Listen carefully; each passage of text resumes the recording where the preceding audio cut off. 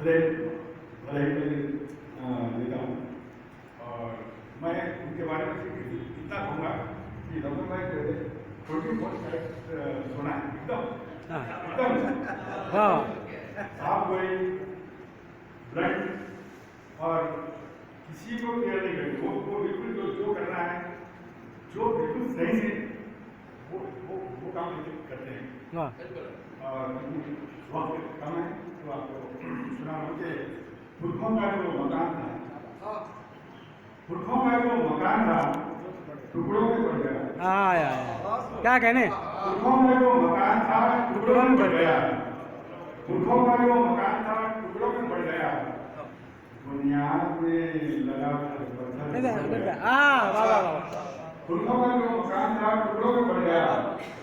बुनियाद में लगा कर तो पत्थर पड़ गया।